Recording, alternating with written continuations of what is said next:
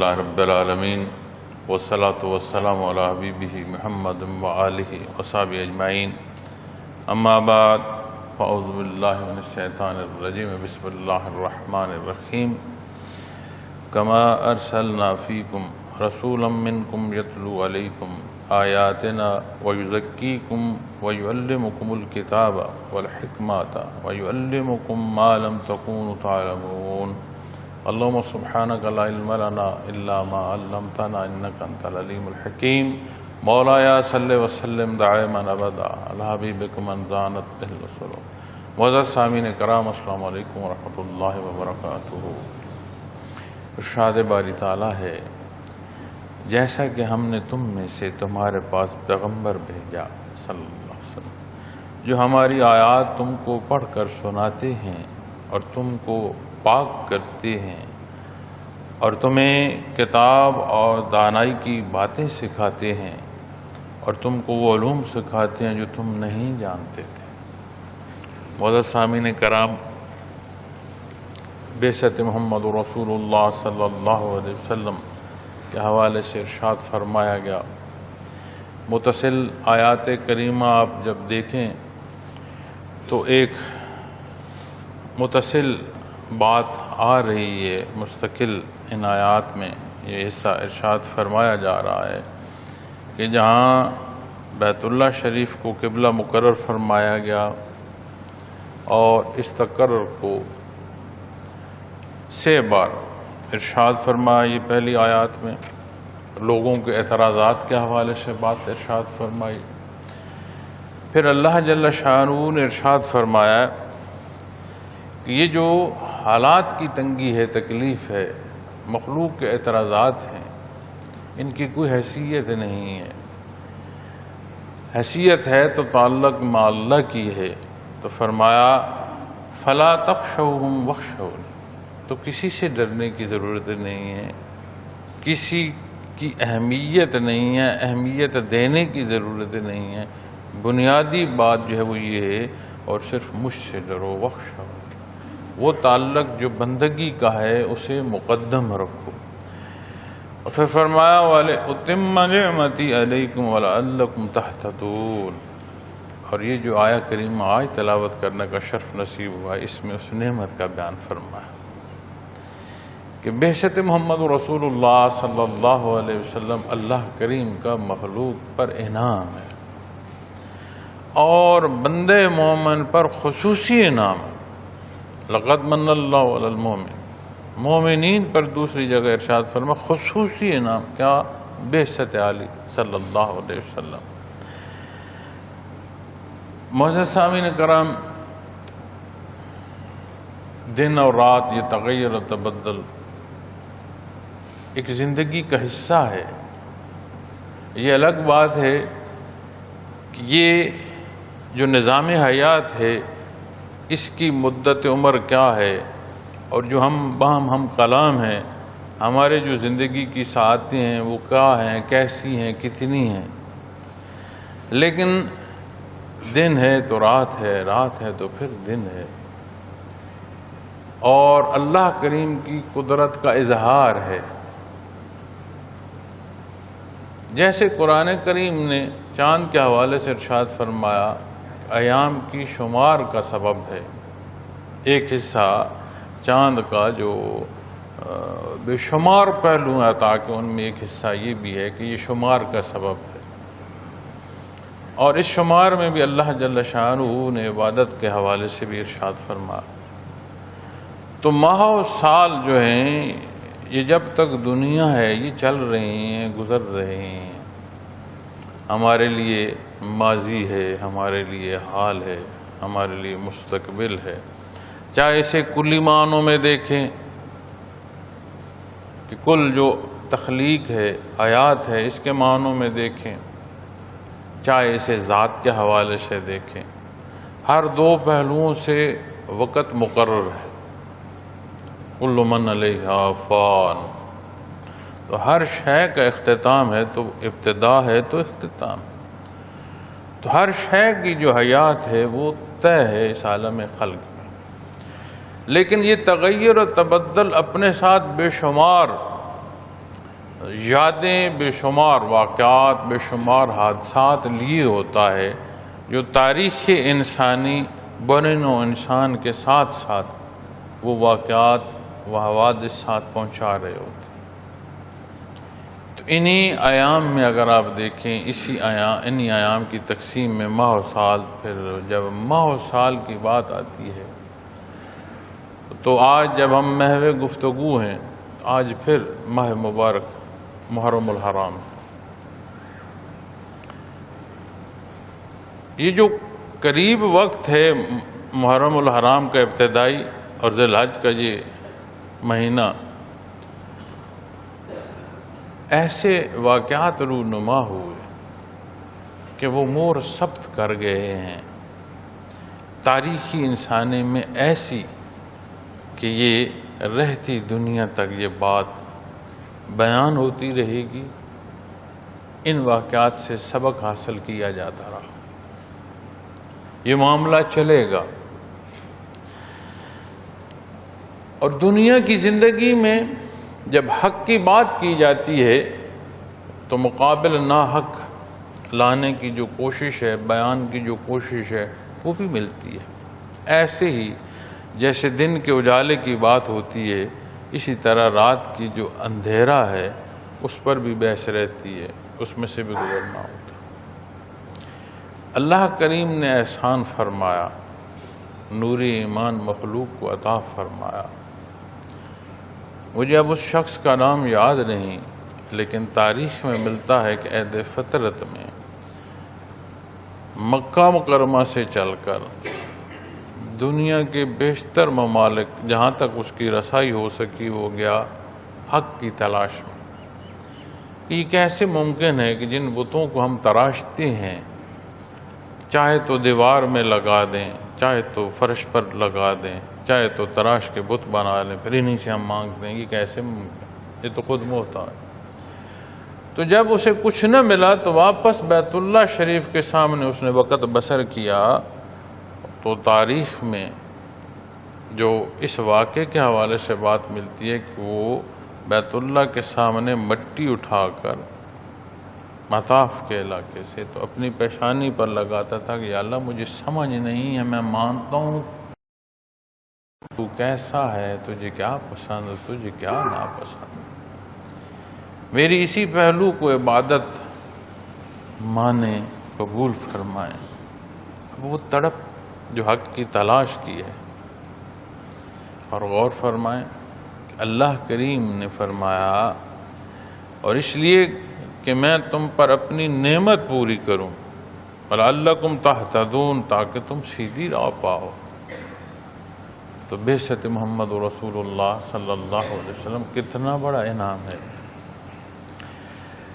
فرمایا یتلو علیکم آیاتنا، اللہ کریم کی آیات، تو مخلوق کو اللہ سے ہم کلام کر دیا۔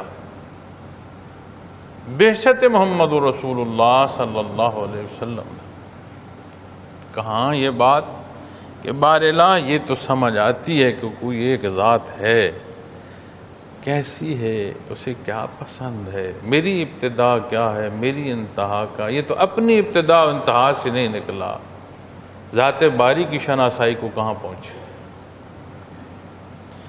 تو ایک ایک عقدہ جو ہے وہ اللہ کریم نے ایسا احسان فرمایا کہ آپ صلی اللہ علیہ وسلم نے واضح فرما دیا مخلوق، کوئی گانٹھ ایسی نہیں رہی کہ جو کھول نہ دی گئی ہو۔ پھر یہی شب و روز آ رہے ہیں، گزر رہے ہیں۔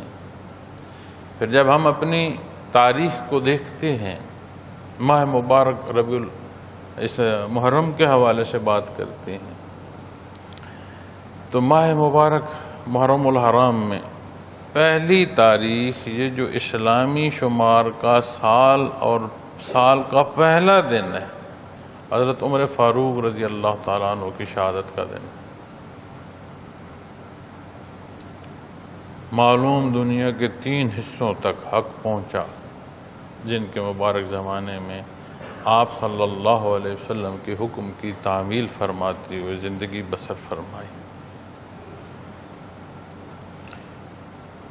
ذی الحج کے آخری دنوں میں آپ زخمی ہوئے اور آپ نے جام شہادت جو نوش فرمایا یکم محرم الحرام۔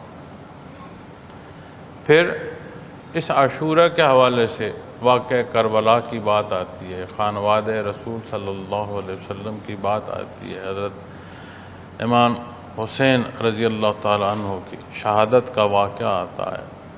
تو یہ ایسا سانح ہے کہ یہ معلوم دنیا جب تک دنیا رہے گی یہ بات اسی طرح بیان ہوگی اور اسی درد کا ایک اظہار اور ایک تکلیف کا سما رہے گا۔ کیوں؟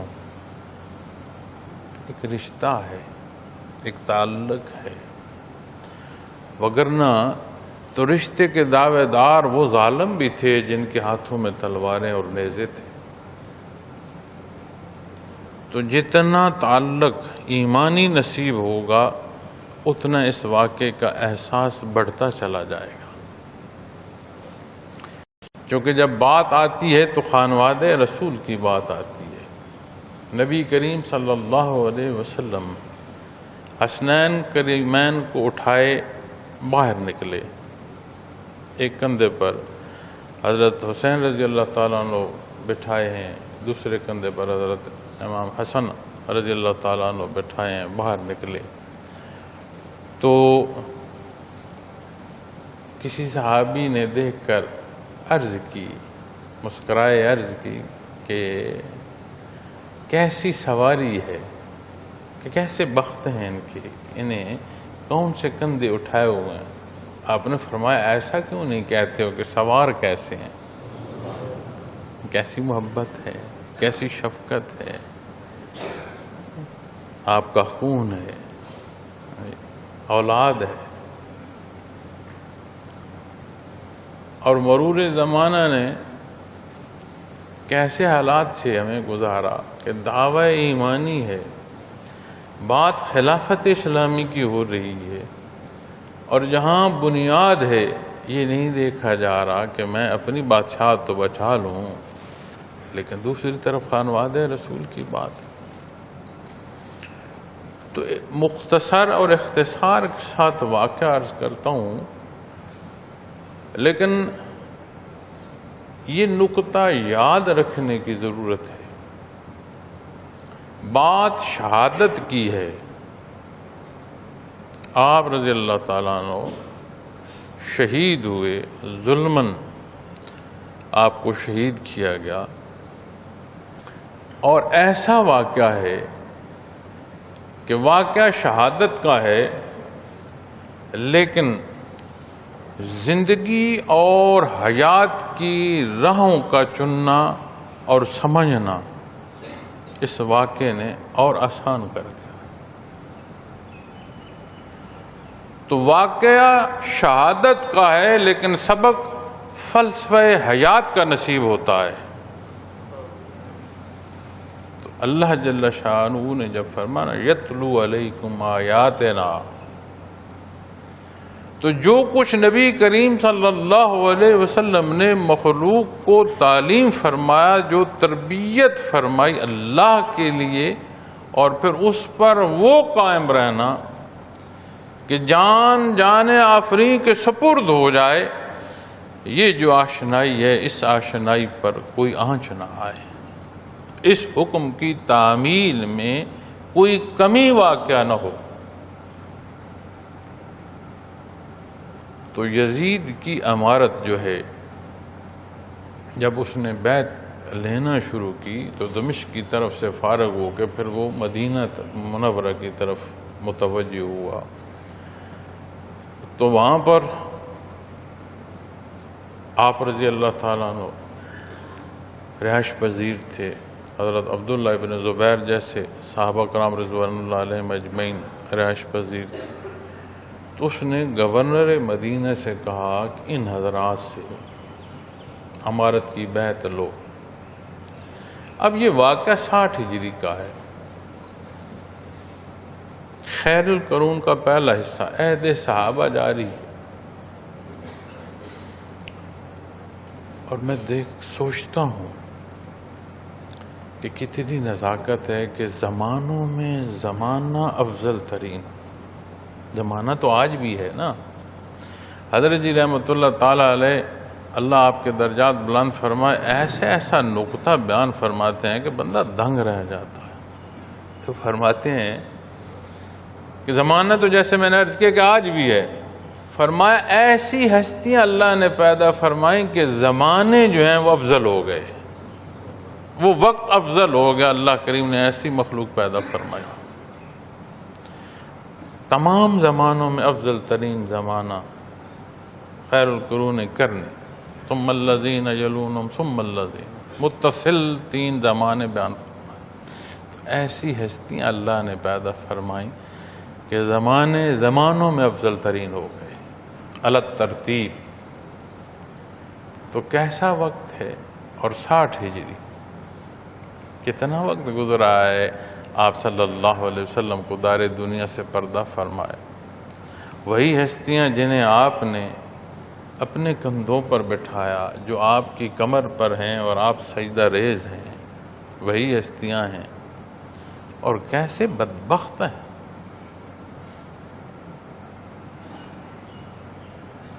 کیسے شیطان ہیں۔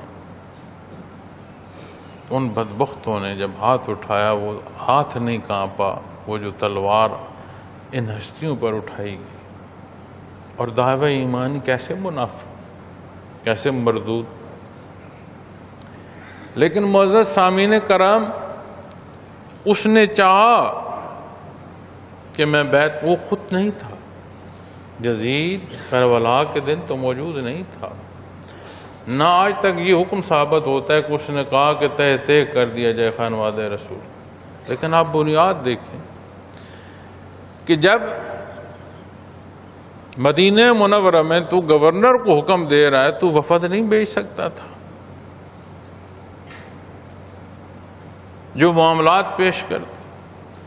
آپ مدینہ منورہ سے مکہ مکرمہ تشریف لے گئے، ایسی صورتحال کیوں پیدا کی کہ آپ کو اتنی تنگی محسوس ہو اس جگہ پر کہ آپ پھر مکہ مکرمہ تشریف لے جائیں؟ تو عمارت کتنے سال رہی؟ سال تو شاید نہ کہنا چاہیے، اتنے کم عرصہ ہے کہ اسے دنوں میں ہی شمار کرنا چاہیے۔ پھر اس سارے حالات میں ذی الحج کا مہینہ ہے، اور جب آپ نے سفر کا ارادہ کیا تو اس سے پہلے 3 وفد جو ہیں اہل کوفہ کے آپ کے پاس گئے کہ ہم سے زبردستی بیعت لی جا رہی ہے، ہم پر ظلم کیا جا رہا ہے۔ اور کوفہ حضرت عمر فاروق رضی اللہ تعالی عنہ کے زمانے مبارک میں فوجی چھونی تھی، آہستہ آہستہ پھر آبادی اور فوج کے علاوہ جو ہے وہ وہاں پر آبادی بڑھتی چلی گئی، اور مضافات مدینہ منورہ سے جو قبائل نکالے گئے فتح خیبر تک کے، ان ساروں کے حالات کہیں نہ کہیں کسی نہ کسی طرح کوفہ کی طرف ملتے ہیں۔ نکلے وہ اپنی بے ایمانیوں اور اپنی خرافات کی وجہ سے۔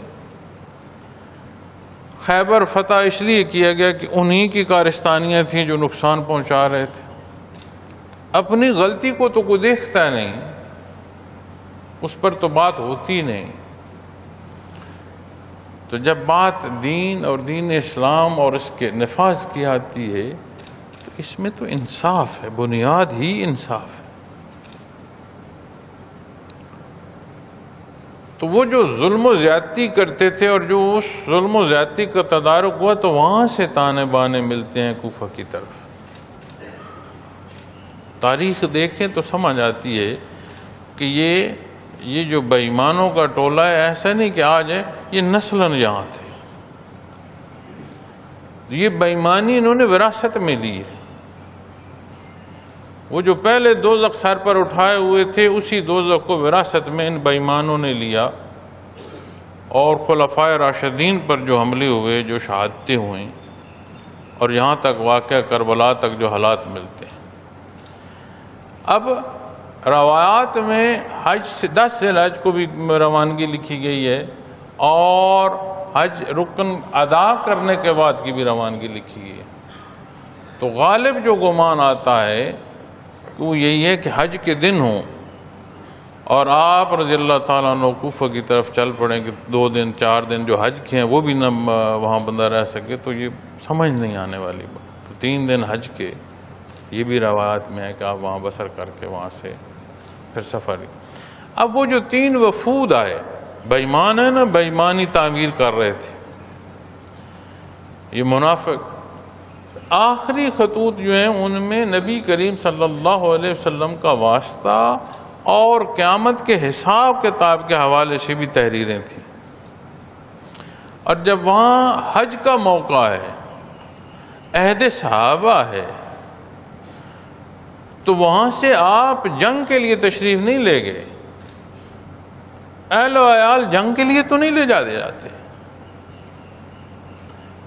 تو کوفہ میں آپ کی قدیمی رہائش بھی تھی، حضرت علی رضی اللہ تعالیٰ عنہ کا وہاں گھر بھی تھا، آپ وہاں رہائش پذیر بھی رہے۔ تو جب آپ وہاں تشریف لے گئے کہ یہ معاملات کیا ہیں، ماجرا کیا ہے، پہلے آپ نے چچا زاد بھائی کو بھیجا۔ تو جب وہ وہاں پہنچا تو کہتے ہیں 12,000 سے زائد لگ بھگ لوگ تھے جنہوں نے بیعت کی۔ تو جب گورنر بدلا، سختی ہوئی، تو حالات یہ آئے کہ انہیں بھی شہید کیا گیا۔ لیکن پہلے انہوں نے جب خط لکھا کہ یہاں کے حالات ایسے ہیں کہ آپ تشریف لائیں، تو آپ نے سفر کا ارادہ باندھا۔ صحابہ کرام رضوان اللہ علیہ مجمعین نے سب نے عرض کی، سب نے مشاورت دی کہ حضرت یہ منافق ہیں، یہ دھوکہ دیں گے، نقصان پہنچائیں گے۔ حضرت ابن عباس کے حوالے رضی اللہ عنہ کے حوالے سے تو یہ بھی ملتا ہے کہ ایسا نہ ہو کہ جیسے حضرت عثمان غنی رضی اللہ تعالیٰ عنہ کو مستورات کے سامنے شہید کیا گیا، ایسا معاملہ نہ دہرایا جائے، یہاں تک ارشاد ملتا۔ تو آپ تشریف لے گئے، آپ دیکھیں کبھی دعویٰ نہیں فرمایا حسنین کریمین نے کہ ہمیں خلافت دی جائے، کبھی خلافت کے معاملات میں دخل نہیں دیا کہ اپنی حیثیت کا استعمال کرتے ہوئے دخل دیں۔ یزید کا تقرر ہوا، کسی نے اختلاف کیا، کوئی موافق رہا، کوئی بات امارت کے حوالے سے نہیں ملتی۔ اہل کوفہ کے خطوط کے جواب میں کوئی بات ارشاد نہیں فرمائی گئی۔ یہاں تشریف لائے معاملے کے حل کے لیے کہ ایسا نہ ہو کہ کوئی کمی بیشی خلافت اسلامیہ میں واقع ہو، یہ امارت خالص رہے، اس کا اطلاق خالص رہے، لوگوں پر ظلم نہ ہو۔ تاریخ اٹھا کر دیکھ لیں، بہت سارے واقعات کی تو آمیزش کر دی گئی ہے نا۔ حضرت جی رحمۃ اللہ تعالی علیہ نے ایک تحقیقی مقالہ بھی لکھا ہے، اس پر چھوٹا سا پمفلٹ لکھا ہوا ہے منزل بہ منزل کے حوالے سے واقعہ کربلا۔ تو جب آپ منازل کا سفر اس حساب سے دیکھ کر لاتے ہیں، اور جب سے ابتدا اور جس پر اکثر جو ہیں اتفاق کرتے ہیں روانگی کا، اس روانگی کو بھی لے کر آئیں، تب بھی واقعہ کربلا جو ہے یہ تو کوئی 20 محرم الحرام کے بعد جا پیش آتا۔ لیکن یہ بات مصدقہ ہے کہ یہ واقعہ پیش ہوا، آیا، اتنا بڑا سانے اور ظلم ہوا، ماہ مبارک محرم الحرام میں ہوا۔ اور یہ بھی کلی اتفاق ہے کہ کہیں رائی برابر کوئی اشارہ نہیں ملتا کہ جس میں کوئی امارت کا لالچ ہو۔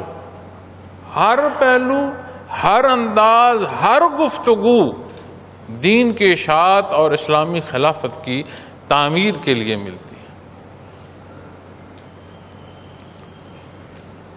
تو راستے میں آپ کو جب خبر ہوئی چچا زاد کی شہادت کی، پھر مشاورت ہوئی، کتنے قبائل ساتھ شامل ہو گئے کہ شاید وہاں جنگ ہو، فتح شکست ہو تو ہم بھی فاتح ہو جائیں گے۔ تو آپ نے انہیں بھی بڑا واضح بیان فرمایا کہ میں کو فتح کے لیے نہیں جا رہا ہوں، جنگ کے لیے جا ہی نہیں رہا ہوں۔ یہ حالات ہیں، ان حالات کے تدارک کے لیے کہ یہ جو یزید کی بیعت لی جا رہی ہے ظلمن تو نہیں لی جا رہی۔ تو یہ معاملہ ہے۔ آج ہمیں کیا کہتے ہیں؟ کہتے ہیں کہ مسلمان جو ہیں یہ جمہوریت جو ہے یہ شاید الگ شے ہے اور اسلام الگ شے ہے۔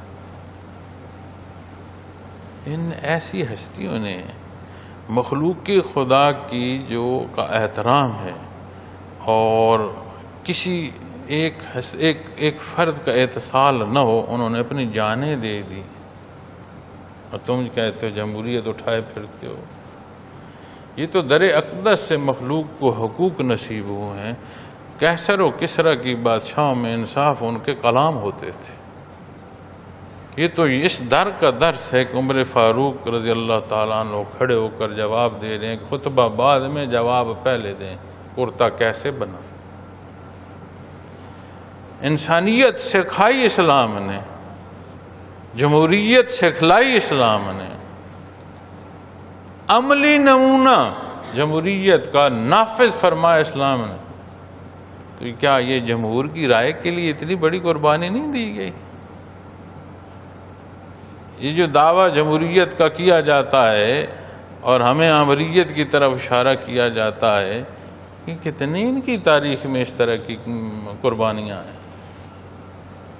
ایسی عظیم ہستی، ایسا عظیم خون۔ نبی کریم صلی اللہ علیہ وسلم نے ایک علاج کے حوالے سے، وجود مبارک سے خون کی بیماری کے حوالے سے، کہ اسے نکالا پیالے میں، اور کسی صحابی جو قریب تھے انہیں فرمایا کسی اونڈے لاؤ۔ واپس پہنچے تو آپ نے پوچھا، استغفار فرمایا، کیا کیا؟ چپ۔ اونڈیل آیا، خاموش۔ یا صلی اللہ علیہ وسلم میں اونڈیل نہیں سکا، میں پی آیا ہوں۔ آپ نے فرمایا تجھ پر دوزخ کی آگ حرام، اس کی بخشش کا اعلان فرمایا۔ الفاظ مبارک کیا فرمائے، لیکن جو مفہوم عالی ہیں ان کی بخشش کا اعلان نصیب ہوا۔ کیوں؟ کہ بیماری والا خون انڈیلا نہیں، انہوں نے پی، تو وہ بیماری والا نہ تھا۔ تو ایسی شفا دی جو دنیا و آخرت کی شفا کرے۔ تو حسنین کریمین، چاہے زہر دی گئی چاہے تلوار اٹھائی گئی، خون مبارک کون تھا، کیسا تھا، کیا تھا؟ تو معزز سامعین کرام، مخلوق کے لیے خانواد رسول نے قربانی دی۔ تو آگے واقعہ تو بولتا گیا، تو جو گزارشات پیش کرنا چاہتا ہوں وہ مزید پیش نہیں کر سکوں گا، لیکن کربلا پہنچے، کربلا سے روکا گیا کہ کوفہ نہ جا سکے تاکہ عامت الناس کے سامنے بات نہ آئے۔ لگ بھگ 1000 لشکر تھا، اور عجیب بات آپ غور فرمائیں، وہ کوفیوں پر مشتمل تھا۔ وہ جو 1000 کا لشکر تھا نا، اہل کوفہ تھے اس میں۔ تو وہیں سے پھر دمشق کی طرف تھوڑی سفر پر کربلا ہے۔ اس وادی کو لطف بھی پہلے کہا جاتا تھا، درجہ قریب ہے، نخلستان نما جگہ تھی۔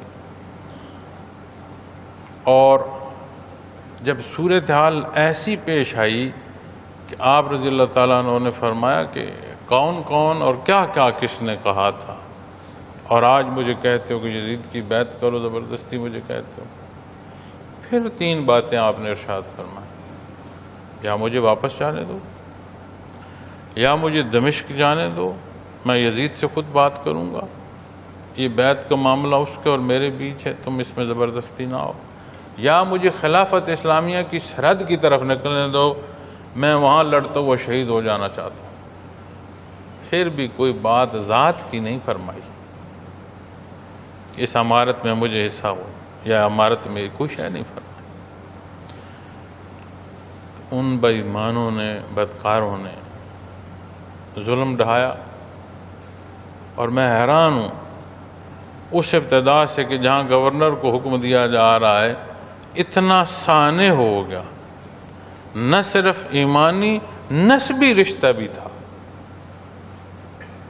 پلٹ کر نہیں پوچھا، چاہیے تو یہ تھا نا کہ پھر کوفہ کی اینٹ سینٹ بجا دی جاتی، ہر ایک کو الگ کیا جاتا، جس کا جتنا جرم ہے اس کی پاداش میں اسے اسی طرح مخلوق کے سامنے سزائیں دی جاتی۔ آنکھ کے بدلے آنکھ قرآن سے پڑھتے ہو، تو خانوادہ رسول سے متعلق نہیں سمجھتے؟ تو جس نے جو ظلم کیا اسے عبرت کا نشان بنا دیا جاتا، لیکن وہ ابتدا کہ گورنر کو کہا جا رہا ہے کہ بیت جو ہے وہاں سے لو، تو وہ ابتدا کہاں تک پہنچا گئی؟ خانوادہ رسول صلی اللہ علیہ وسلم تحتے ہوئے۔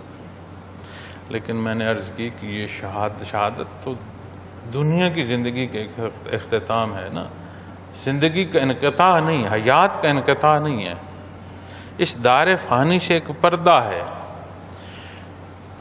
تو ظاہراً وجود کا چتر اڑ جائیں، اس سے بکھرے ہو جائیں، دفن ہو یا ایسا فضا میں شامل ہو جائے کہ وجود نہ ملے، تو دنیا کی زندگی تو تکمیل پذیر ہوئی نا۔ تو شہید کی تو اللہ کریم نے موت فرمائی نہیں، اس کی حیات تسلسل سے رہتی ہے۔ اور میں نے عرض کیا کیسے کیسے نکتے حضرت بیان فرماتے ہیں۔ تو شہید کی شہادت اور شہید کی حیات پر آپ رحمۃ اللہ تعالی علیہ فرماتے ہیں کہ موت مخلوق ہے، موت مخلوق ہے، اور شہید کو معیت باری تعالیٰ اس درجے کی حاصل ہوتی ہے کہ ایک طرف خالق ہے تو دوسری طرف موت تو مخلوق ہے۔ فلسفہ شہادت اس نقطے سے سمجھیں، اتنی معیت باری تعالیٰ شہید کو حاصل ہوتی ہے کہ وہاں پھر گزر مخلوق کا نہیں رہتا، تو موت تو خود مخلوق ہے۔ اس لیے فرمایا کہ اسے مردہ نہ کہو۔ تو معزز سامعین کرام، یہاں بات شہادت کی ہے، دار دنیا سے پردہ فرمانے کی ہے، لیکن یہ حیات کے عقدے کھول دیتی ہے، فلسفہ حیات سمجھا دیتی ہے۔ اور تعلیم کیا دی جا رہی ہے؟ جو آیا کریمہ تلاوت کرنے کا شرف نصیب ہوا، فرمایا یتلو علیکم آیاتنا، کیسا ہم کلام کیا بارگاہ عزتی میں کہ جان آفرین کے سپرد کرتی، لیکن یہ جو ہم کلامی ہیں اس پر آنچ نہیں آنی چاہیے۔ شہید لفظی جو لغوی معنی ہے وہ گواہ کا ہے، لیکن جب آپ اس کے اصطلاحی معنوں میں آئیں گے کہ کلمہ شہادت اللہ اور اس کے حبیب صلی اللہ علیہ وسلم پر اپنی جان دے کر کوئی گواہی دے گیا، بڑی بڑی مصیبتیں ہوتی ہیں، بڑی بڑی تکالیف ہوتی ہیں دنیا میں، ہم چیختے چلاتے ان تکالیف سے بھی زیادہ ہیں، بے شمار پہلو ہیں زندگی کی، لیکن جب بات جان کی آتی ہے تو مخلوق کہتی ہے بادشاہی جاتی ہے تو چلی جائے، مال دولت جاتا ہے تو چلا جائے، میری جان نہ جائے۔ آپ دیکھیں یہ آخری شے جو مخلوق میں قیمتی ہے وہ بھی اللہ کے نام پر قربان کرتا ہے، کیوں؟ وہ گواہی دیتا ہے اپنی جان دے کر، اپنے آپ کو قربان کر کے کہ اللہ وحدہ لا شریک ہے، آپ صلی اللہ علیہ وسلم اللہ کے رسول ہیں، وہ گواہی دیتا ہے جان دے کر۔ اور خالق کو اتنا یہ حصہ پسند ہے کہ اتنی معیت عطا فرماتا ہے کہ موت کا وہاں سے پھر گزر نہیں ہوتا۔ تو نے فرمایا سے مردہ نہ کہو شہید۔ اور حدیث شریف میں آتا ہے، مفہوم عالی ہے، ایمان کی نشانیوں ہیں، ساری زندگی شہادت کی خواہش نہ آئے دل میں تو یہ ایمان کی کمی کے معنوں میں آتا ہے، ایمان کی نشانیوں میں آتا ہے۔ ساری زندگی میں کوئی ایک بار تو خواہش کرے کہ میں بھی اللہ کی راہ میں شہید ہو جاؤں۔ تو حدیث شریف میں بے شمار ایسے پہلو آتے ہیں کہ جہاں ضرورت ہے کہ ہم دیکھیں، پڑھیں، سمجھیں، اپنی زندگی کو سدھاریں۔ ہر پہلو ایسا ہے قرآن و حدیث کا جو رہنمائی فرمائے، اور جب آپ پڑھیں قرآن کریم، مطالعہ فرمائے حدیث شریف کا، تو سمجھ آتی ہے کہ میری ایک ایک بات بیان فرمائی جا رہی ہے، میری ایک ایک خواہش پر بات ہو رہی ہے، میری ایک ایک کمی جو ہے اسے زیر بحث لایا جا رہا ہے، میری ایک ایک پسند جو ہے اسے زیر بحث لایا جا رہا ہے۔ کیوں؟ دین اسلام ہے ہی فطرتی دین، ایک فطرت ہے، ایک اسے تمام جو فطری تقاضے انسان کے اسے یہ پورا فرماتا ہے۔ تو اللہ کریم سے ہم کلامی نصیب ہو گئی مخلوق کو۔ وَيُزَكِّيكُمْ، اور تم کو پاک کرتے ہیں۔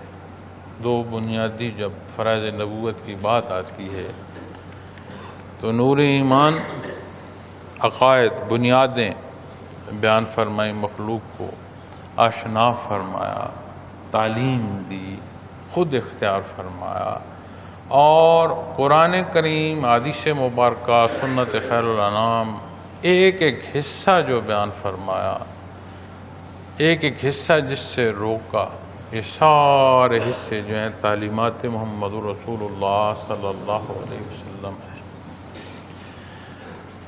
عہد صحابہ میں صحابہ کرام رضوان اللہ علیہم اجمعین وہ ہستیاں ہیں جنہیں رب کائنات نے اپنے حبیب صلی اللہ علیہ وسلم کے خدام کے طور پر پسند فرمایا، ازل سے طے ہیں۔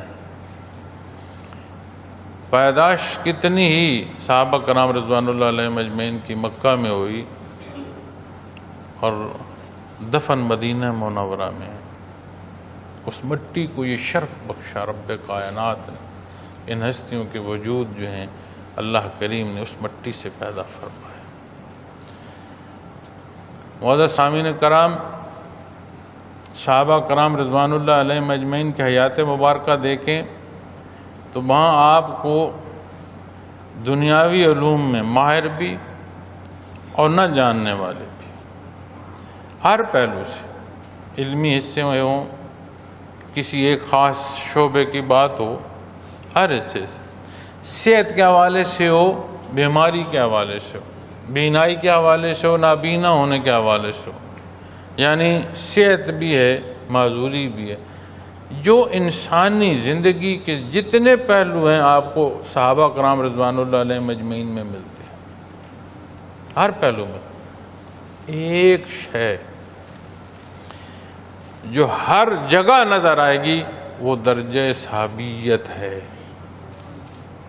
وہ درجہ صحابیت ہے، اور صحابی رسول صلی اللہ علیہ وسلم ہونا سابق النجوم، مخلوق کی رہنمائی کے لیے بھی نشان منزل ہو جانا ہے، ایمان کا یہ درجہ ہے۔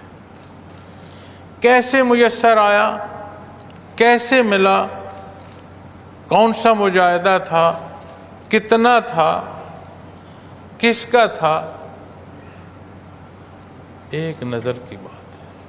بحالت ایمان ایک نظر جس ہستی کو نصیب ہو گئی، درجہ صحابیت پر فائز ہو گئے۔ غیر صحابہ تمام مخلوق اعلیٰ ترین ایمان کے درجوں پر ہو اور سب کے درجے جمع کیے جائیں، صحابہ کرام رضوان اللہ علیہ مجمعین کی جوتی کی جو خاک ہے وہ اعلیٰ ہے۔ ایسا بھی صحابہ کرام رضوان اللہ علیہ مجمعین میں حصہ ملتا ہے کہ ایمان لائے، وقت میسر نہیں آیا کہ نماز کی ادائیگی ہو سکے، اگلے لمحے شہادت نصیب ہو گئی۔ ہر پہلو زندگی کا ملتا ہے عہد صحابہ۔ وہ کیا شے ہے جہاں یہ فرمایا نا قرآن کریم نے وَيُزَكِّيكُمْ، اور تم کو پاک کرتے ہیں، اس پاکیزگی اور اس پاکیزگی کا یہ درجہ جو غیر صحابہ میں پھر اور کسی مخلوق میں نہیں ہے، صحابہ کو نصیب ہوا، مائیت محمد رسول اللہ صلی اللہ علیہ وسلم۔ تو جب بات اس پاکیزگی کی آتی ہے تو ادراک کا مخفی پہلو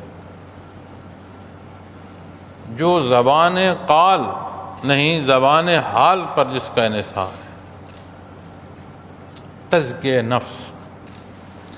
جب ہم عرف عام میں تصوف کہتے ہیں تو قرآن کریم سے اس سے متعلق دیکھیں گے تو وہاں تزکیہ ملے گا، حدیث مبارکہ میں دیکھیں گے تو احسان کا نام منسوب ہوگا۔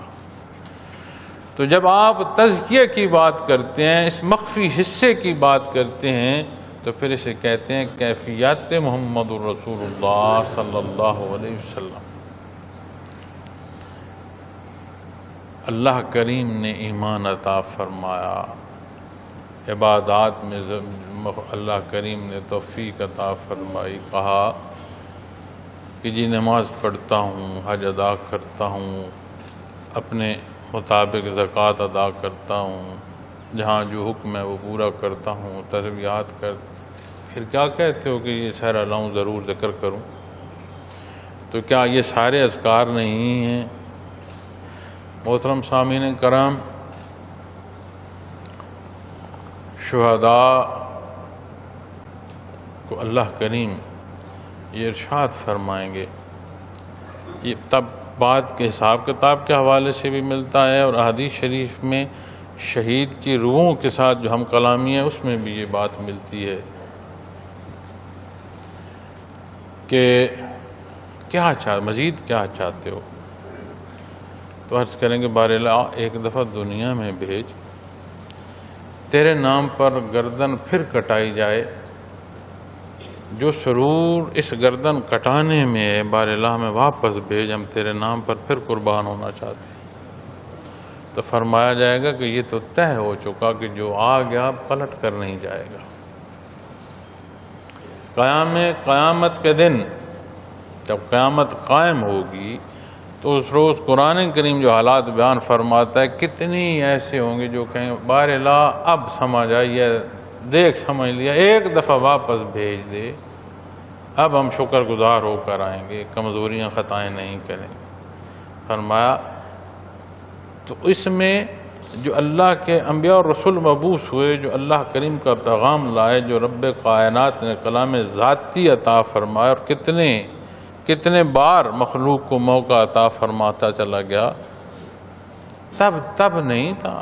آج سجدہ کرتے ہو، آج تمہاری گردن نہیں جھک سکے گی، کوئی بے ایمان اس دن سر بسجود نہیں ہو سکے گا کہ جب موقع تھا اس دن اکڑے رہے، تکبر کرتے رہے، آج سر جھکاتے ہو، آج سر جھکے گا ہی نہیں، جھکا سکتے ہی نہیں، واپسی کا کوئی راستہ نہیں بنا۔ اللہ کریم قبول فرمائے عبادات کو، یہ اللہ کی رضا کا سبب ہے کہ اللہ راضی ہو، جس سے اللہ کی رضا نصیب ہو، قرآن کریم اسے فوز و نظیم بیان فرمائے، بہت بڑی کامیابی۔ لیکن جب یہ سمجھ آ جائے کہ اسی راہ کی مسافت میں ایک کیفی پہلو ایسا بھی ہے جو رب کائنات کی رضا سے اس کے قرب کو پہنچائے گا، تو کیا پھر پلٹ کر مخلوق آئے گی دنیا میں کہ وہ انتظار کرے؟ نہیں، پھر سمجھ آئے گی کہ لمحہ لمحہ قیمتی ہے، اس ایک لمحے کا استعمال اللہ کریم کی رضا اور اس کی قرب میں صرف کرنا نصیب ہو جائے، ایک لمحہ قیمتی ہوتا چلا جائے گا۔ عرف عام میں دولت، سونا، چاندی، ہیرے جواہرات قیمتی ہیں، لیکن حقیقت میں یہ فرصت حیات کی قیمتی ہے، کیونکہ آخرت کا انحصار یہاں ہے۔ فرمایا ساری دنیا بھی کوئی دے دے تو بخشش نہیں لے سکتا، قیمتاً ساری دنیا بھی کوئی دے دے تو بخشش نہیں لے سکتا۔ قرآن کریم فرماتا ہے کہ یہ کہیں گے میرے اہل و عیال لے لو، بیوی بچے لے لو، عزیز و اقارب لے لو، سارا جہان لے لو، مجھے بخشش مل جائے، نہیں ملے گی۔ تو سمجھ آئی کہ یہ فرصت کی دولت جو ہے یہ قیمتی ہے۔ تو یہ جو اللہ اللہ کرنا ہے، جب بات تعلیمات محمد رسول اللہ صلی اللہ علیہ وسلم کی آتی ہے معزز سامعین کرام، تو پھر کیفیت کی جب بات آئے گی تو قلب اثر محمد الرسول اللہ صلی اللہ علیہ وسلم تک جب بات جائے گی تو یہ تو مقصد حیات ہے، چونکہ دین اسلام میں کوئی شے زائد نہیں ہے، اضافی ہے، ہر شے حکم کے تحت ہے۔ اسی لیے تو یا تو کوئی دین ہے یا بے دینی ہے، خام خواہ کا کوئی نہیں دخل کسی چیز کو کہ یہ ہے تو بھی دین ہے، نہ ہو تو بھی، یہ کوئی بات نہیں۔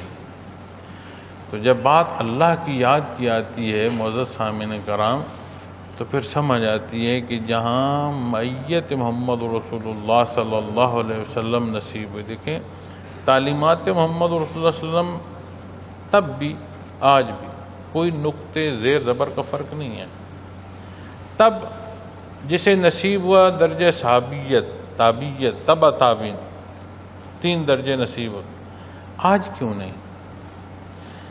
اس حق کے نصیب ہونے کے ساتھ دوسرا جو بہت بڑا پہلو ہے وہ معیت کا ہے۔ تو جب بات قلبی حصے کی آتی ہے، صدری علوم کی آتی ہے، تو وہ یہ کیفی نسبت نصیب ہوتی ہے۔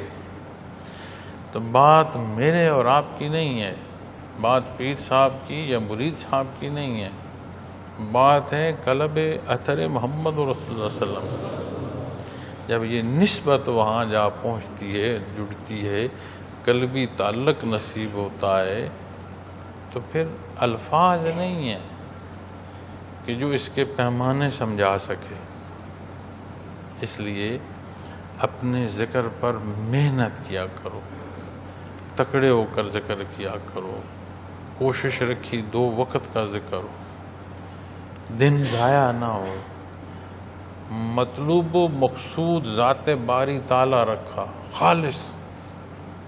یہ جو ثانوی حصے ہم عبادات کے ساتھ منسوب کرتے ہیں، اپنی عبادات کا نقصان ہم کر رہے ہوتے ہیں، اپنا نقصان کر رہے ہوتے ہیں۔ جب مقصود اللہ کی ذات ہے تو جو انکار کر رہے ہیں، جو شرک کر رہے ہیں، کفر کر رہے ہیں، ان کی اولاد ہے، انہیں رزق دے رہا ہے، انہیں سانس دے رہا ہے، خوراک دے رہا ہے، دنیا کی ضروریات ان کی پوری ہو رہی ہیں، جو اس کو مان رہے ہیں ان کے لیے ضروری ہے کہ سجدے کو ضروریات دنیا کے ساتھ منسوب کر دیں۔ تو جب ذکر کو ضروریات دنیا کے ساتھ منسوب کرتے ہو تو سودا تو یہیں کا یہیں رہ گیا۔ وَيُزَكِّيكُمْ، فرمایا اور تم کو پاک کرتے ہیں۔ تو اللہ کریم بہتر جانتے ہیں کس سے کب کہاں کب تک پیدا فرمانا ہے، کس حیثیت سے رکھنا ہے، کون نسل، کیا نسل، ہر پہلو کس استعداد سے پیدا کرنا ہے۔ تو آج جہاں ہم ہیں ہر ایک عین اس کا مقام ہے۔ جو کچھ اس نے یہاں ہمیں دیا اسے جو بروئے کار لا رہے ہیں، یہ سوال ہے۔ تو اللہ جل شانہ نے فرمایا وَيُعَلِّمُكُمُ الْكِتَابَ وَالْحِكْمَةَ، اور تمہیں کتاب اور دانائی کی باتیں سکھاتے ہیں۔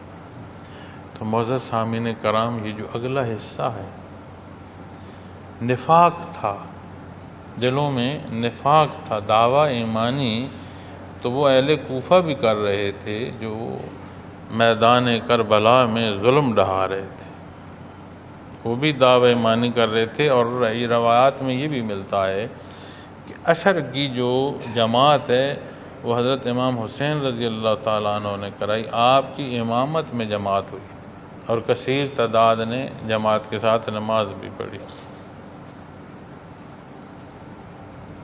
نفاق تھا، منافق تھے، شیطنت تھی، برائی تھی، مقصد اللہ کی رضا نہیں تھی، اپنی انا تھی، اپنے امیر کا راضی کرنا تھا، اپنے اس دھوکے پر پردہ ڈالنا تھا جو آپ رضی اللہ تعالیٰ عنہ کو خطوط کی صورت میں لکھا تھا۔ مقصد خلافت اسلامیہ میں فساد پیدا کرنا تھا، مقصد خانوادہ رسول سے حق گوئی کا بدلہ لینا تھا۔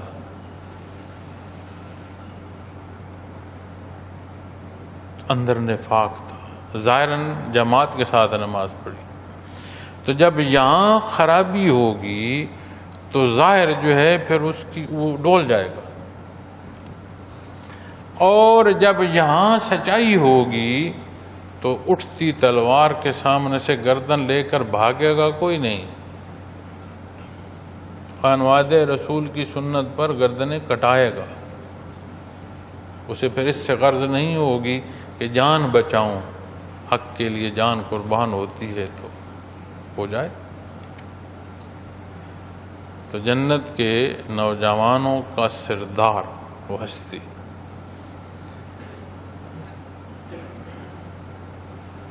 اللہ رب العالمین ہمیں ہدایت عطا فرمائے۔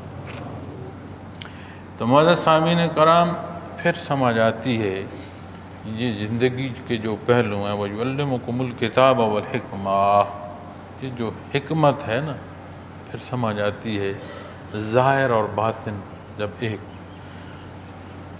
اور یہ کہنا نا کہ سمجھنا کہ میرے سبق میری منازل، یہ پھر میں ذات کی نفی کی جائے، اللہ کا مانا جائے. یہ الفاظ سننے میں ملتے ہیں، میں نے بھی بولے ہوں گے، لیکن اس کی حقیقت میں جائیں تو اللہ کا ماننا کافی ہے. پیچھے شے بچتی کو نہیں، ذات ہوگی تو نفی ہوگی نا، بچتی ذات اللہ کی ہے، تو یہ ضرورت ہی پیش نہیں آتی کہ ذات کی اپنی ذات کی نفی کی جائے، ذات رہتی کوئی نہیں. لیکن ضروری ہے کہ ذکر کیا جائے، باقاعدگی سے کیا جائے. انسانی مزاج کا تغیر جو ہے اسے کبھی کہیں پہنچایا ہوتا ہے، کبھی کہیں پہنچایا، کبھی تو بندہ جان نثار ہوتا ہے، کبھی جان کے در پہ ہوتا ہے. بڑا فاصلہ ہے جان نثاری اور جان کے در پہ ہونا، بڑا فاصلہ ہے. مشرق و مغرب کی بات ہے، تو کیا ہم اپنے روزمرہ معاملات میں نہیں دیکھتے؟ اور کتنی ہی بار ایسے ٹھٹک جاتا ہوں کہ یار اتنا عرصہ پہلے ملے تھے تو اتنا اچھا تعلق تھا، آج لگتا ہے یہ کوئی آشنائی بھی نہیں ہے. یہاں کیا ہم سوچتے ہیں، ہمارا عمل کیا ہے، ہم کرتے کیا؟ تو جب یہ بنیاد پر آئیں گے کہ جو کچھ ہے اللہ کے لیے ہے، تو ظاہر اور باطن دونوں حصے مثبت رہیں گے. اور معزز سامعین کرام، یہ ہماری ضرورت ہے. یہی تو قرآن کریم سمجھا رہا ہے کہ دار دنیا فانی ہے. جتنی دنیا کی بات فرما رہا ہے اتنا ذکر آخرت کا فرما رہا ہے. جنت کا ذکر فرمایا جا رہا ہے، دوزخ کا ذکر فرمایا جاتا ہے. دنیا کے اعمال کا بیان فرمایا جا رہا ہے، آخرت کے حساب کتاب کا بیان فرمایا جا رہا ہے. اللہ کریم ہمارے حال پر رحم فرمائے، ہماری کمی بیشیاں معاف فرمائے. تو کتاب و حکمت، اور حکمت کیا ہے، دانائی کیا ہے؟ حقیقت کا جان لینا یا حقیقت کے سامنے آنکھیں بند کر لینا؟ حقیقت جان لینا اور اس کے مطابق عمل کرنا، دانائی یہ ہے، حکمت یہ ہے. اور جو حکمت دنیا کے حوالے سے ہے تو وہ تو جب پانی کا غوطہ آتا ہے تو پھر فرعون بھی کہتا ہے کہ موسیٰ و ہارون کے خدا کو مان، تو مانیں گے سارے. سجدے کے لیے زور لگائیں گے، قیامت کے دن سجدہ نہیں کر سکے گا کافر، وجود ہی ساتھ نہیں رہے. چاہیں گے کہ سجدہ کریں اللہ کا، نہیں ہو سکے. آج اس نے موقع دیا سجدے کا، آج اس نے موقع دیا راہ اختیار کرنے کا. ان کس راہ کا مسافر ہے منزل ویسی پائے گا. وَيُعَلِّمُكُم مَّا لَمْ تَكُونُوا تَعْلَمُونَ، اور فرمایا اور تم کو وہ سکھائے، وہ علوم سکھاتے ہیں جو تم نہیں جانتے تھے. میں نے عرض کی کہ اہل مکہ کا وہ باشندہ جو مطاف میں مٹی اٹھائے پیشانی سے لگائے بیٹھا ہے بیت اللہ کو دیکھتے ہوئے کہ یا اللہ میں نہیں جانتا کہ میں تیری عبادت کیسے کروں، کیسے مخلوق کو ہم کلامی نصیب ہوئی. کلام ذاتی میں پڑھ رہا ہوں، پڑھ کے آپ سے گزارشات پیش کر رہا ہوں. کلام ذاتی ہے، میرے اللہ رب العالمین کا کلام ہے، ذاتی کلام ہے. تو یہ کتنا ہی بڑی عطا ہے. کہاں تھا مخلوق کے پاس؟ کسے معلوم تھا اپنے اللہ کے ساتھ جو بندگی کا رشتہ ہے، یہ جو تعلق ہے، وہ کتنا کریم ہے، غفور الرحیم ہے. کیسے پروردگار عالم مخلوق کی احتیاج پوری فرما رہا ہے. اسے تو کسی کی کوئی ضرورت نہیں، ایک ایک بات سے ایسے آشنا کر دیا. کہاں جانتی تھی مخلوق، کسے معلوم تھا؟ ہر شے ابتدا و انتہا اپنے سامنے دیکھ رہا ہے. سواریوں کی دیکھ رہا ہے، مکانوں کی دیکھ رہا ہے، درختوں کی دیکھ رہا ہے، جانوروں کی دیکھ رہا ہے، فصلوں کی دیکھ رہا ہے. اور میاں تو جو بیچ میں بیٹھا ہے، تیری ابتدا انتہا کوئی نہیں. اپنی ابتدا و انتہا سے ناواقف، واقفیت نصیب ہوگی در اقدس صلی اللہ علیہ وسلم سے. تو حکمت تو یہ ہے کہ وہ جس کی آج تک کے علوم خلق سے باہر جھانک نہیں سکتے، دیکھنا تو دور کی بات ہے، اسے وہ عالم امر کی خبروں تک خبریں عطا فرما گئے۔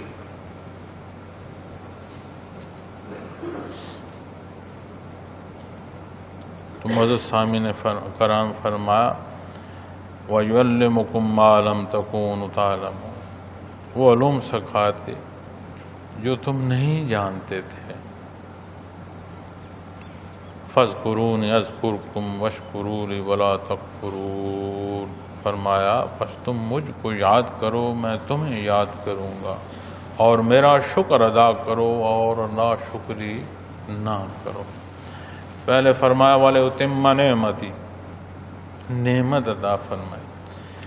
بیشت رحمت عالم اللہ کریم کی بہت بڑی نعمت ہے۔ فرمایا اس سے تو تجھے میں نے ذات سے آشنا فرما دیا، تجھے حکمت ایسی دی تیرے پاس نہ تھی، تیرا ظاہر و باطن پاک کر دیا، اب تو کیا کر؟ فرمایا فَاذْكُرُونِي، بس تو مجھ کو یاد کر، اذکرکم، میں تمہیں یاد کروں گا۔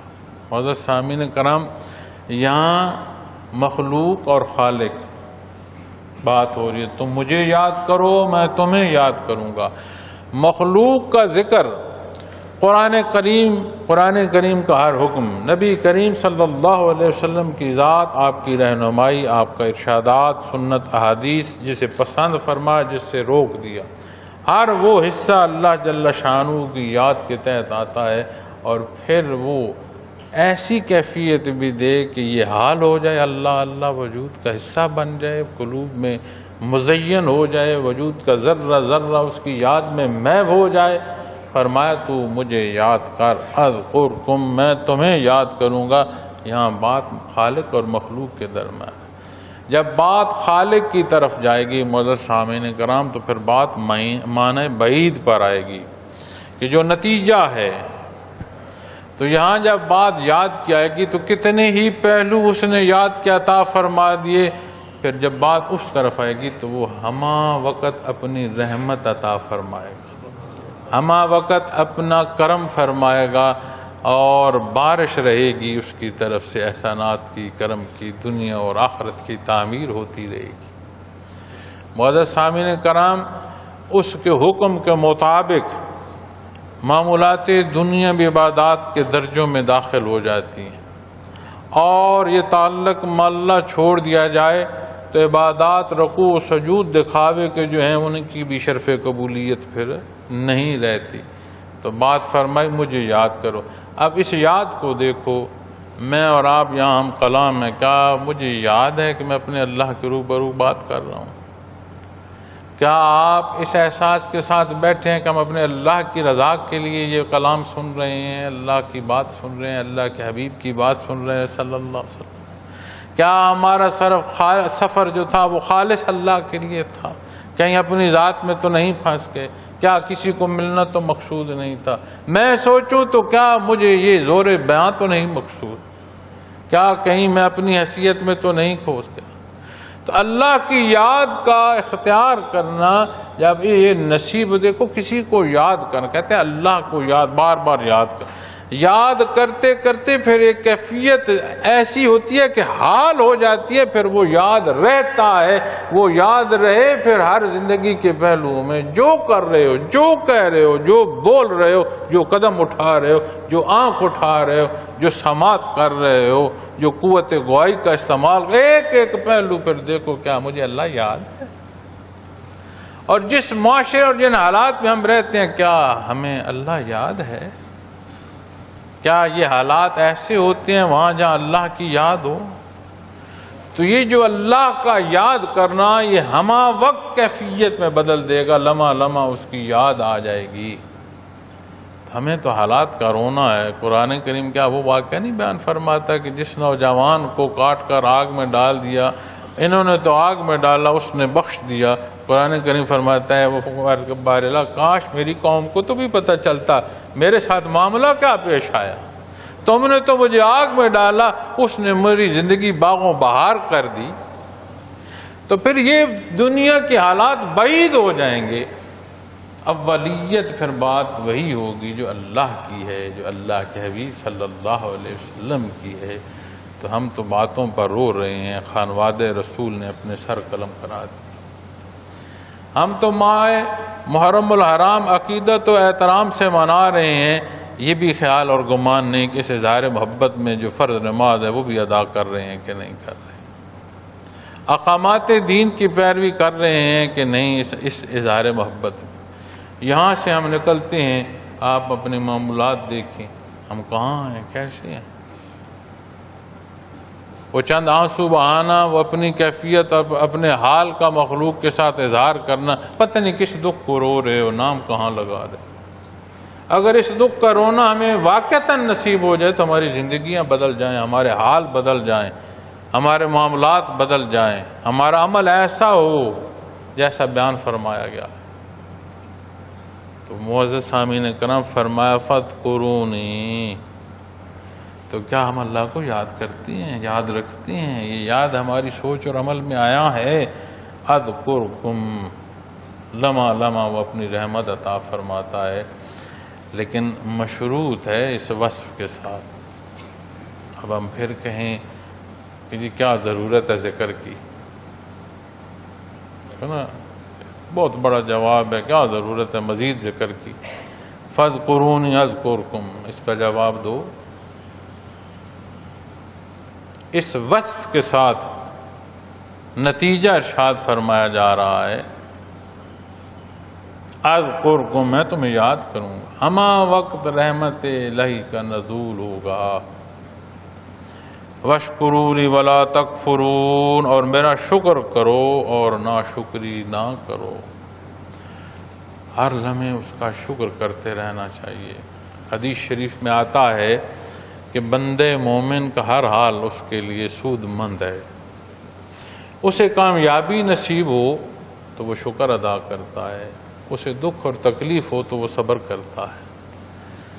تو ہر صورت بندے مومن کے لیے سود مند ہے، اسے تقویت ہوئی تو بھی سود مند ہے، اسے تکلیف ہوئی تو بھی سود مند ہے، وہاں وہ شکر کر رہا ہے، یہاں وہ صبر کر رہا ہے۔ اس نسبت کو دیکھو کہ اللہ نے بنیاد فرمائی قبلہ کی طرف، پھر بیان فرمایا کہ اپنی جو نعمت ہے پوری کروں، اس نعمت کے ساتھ بعثت محمد و رسول اللہ صلی اللہ علیہ وسلم ارشاد فرمایا، ایمان، حال، حکمت تک ارشاد فرمایا، نتائج کی صورت میں پھر فرمایا سارے میں پھر اب تم اور کیا کرو، مجھے یاد کرو، میں تمہیں عطا کروں، میرا شکر کرو، میری ناشکری نہ کرو۔ تو معزز سامعین کرام، جب یاد نہیں ہوگی تو پھر کیا ہوگا؟ غفلت ہوگی، اور غفلت جو ہے یہ ہر برائی کی بنیاد بن جاتی ہے۔ بندہ غافل ہوتا ہے جب وہ گناہ کرتا ہے، غفلت چھٹ جائے تو گناہ نہیں توبہ کی طرف پلٹتا ہے، پھر اس کا شریر کانپتا ہے، اپنے دل میں تکلیف محسوس کرتا ہے کہ میں نے ظلم کیا، اپنے اللہ کی بارگاہ میں گڑ گڑاتا ہے، معافی مانگتا ہے۔ قرآن کریم نے تنبیہ فرمائی ہے کہ خیال رکھنا اور غافلوں میں سے نہ ہونا۔ جہاں ذکر الہی ارشاد فرمایا وہاں غفلت سے بھی فرمایا کہ غافل نہ ہو جانا۔ تو جب اللہ کی یاد ہوگی تو پھر غفلت نہیں ہوگی، لیکن جب اللہ کی یاد نہیں ہوگی تو پھر غفلت آئے گی، اور جب غفلت وارد ہوتی ہے تو بے شمار مسائل کا سبب بنتی ہے، ایسی دلدل ہے جو ڈبو دیتی ہے، اور وہ ایسا غفور الرحیم ہے، کوئی جتنا بھی دور نکل جائے غلطیاں کرتے کرتے کرتے، جتنا دور نکل جائے، جب پلٹے یا اللہ میں نے غلطی کی، مجھے معاف فرما دے، وہ معاف فرما دے۔ یہ بھی تو ہو سکتا تھا کہ وہ فرماتا ہے جتنا سفر دور کر گیا ہے اب اتنا سفر واپس کر کے آ، جتنی غلطیاں کی ہیں اتنے پھر نیکی والے کام کر، اتنی معافی مانگ، جتنے قدم تو چل گیا ہے اتنے قدم واپس پھر چل گیا، اگر تجھے زندگی فرصت دیتی ہے۔ غفور مالک کل کائنات، وہ معاف فرما دے۔ تو قیامت کے دن کوئی جواز مخلوق کے پاس نہیں ہوگا کہ کیوں تجاوز کیا۔ اللہ کریم ہمارے حال پر رحم فرمائے، ہمیں اپنی یاد سے وابستہ فرمایا ہے، اس کا احسان ہے، الحمدللہ یہ وابستگی تا حیات نصیب رہے۔ وہ غفور الرحیم ہے، ہر شے اس کی، ہر شے کا مالک وہ، ہمیں شکر گزاری کی کیفیت اور حال عطا فرمائے رکھے، اور اللہ جل شانہ ناشکری کی کیفیت سے ہمیں ایسی معافی عطا فرمائے کہ ہماری زندگیوں میں یہ ناشکری کبھی وارد نہ ہو، جہاں کمی کوتاہی ہے رب کائنات ہماری وہ معاف فرمائے۔ وآخر دعوانا الحمدللہ رب العالمین۔